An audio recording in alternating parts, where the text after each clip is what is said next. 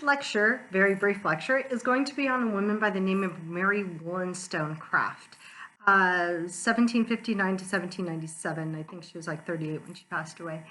I will tell you, this is the beauty about recording lecture, is because I realized that I actually did not speak about her in an earlier lecture, and so I definitely want to make sure I talk about her. Mary Wollenstonecraft. Mary Wollenstonecraft is is Wollenstonecraft. She is from England, and she's going to be a prolific writer. And she will actually never come to the United States, but she has a strong impact on the colonial and then very early America, and definitely an impact on women's rights. Then later on, when you're talking about like 1900s, there will definitely be the women that will be a part of the women's rights movement will definitely read Mary Wollenstonecraft, and we'll talk about her, especially when they are kind of talking about women's rights. So Mary Wollenstonecraft, she's a prolific writer, and she will definitely talk about, she'll definitely write about rights. She talks about basically a man's world, a woman's world, but she really talks about women's rights. She will write, one of the most famous of her writings is going to be what's known as the Vindication for the Rights of Women.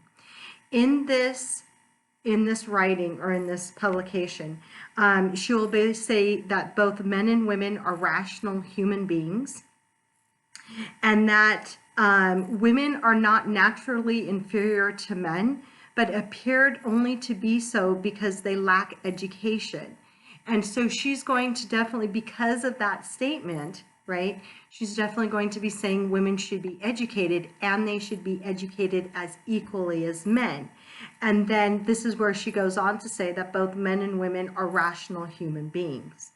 And so when you talk about, she will never be in the United States or in the colonies or in the United States, but her writing, Vindication of the Rights of Women, will be very popular, extremely popular at this point in time, and her writings will come over to the colonies. Her writings come over in the very late colonies, very beginning of the United States.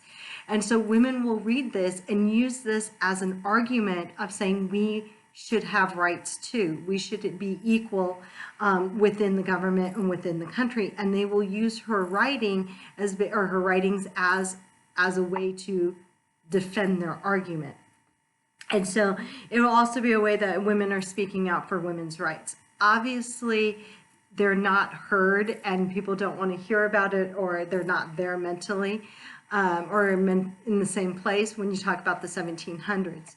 But when women are fighting for the women's rights movement once again, when you're talking the 1830s, 1850s, they will quote Mary Wollenstonecraft quite frequently.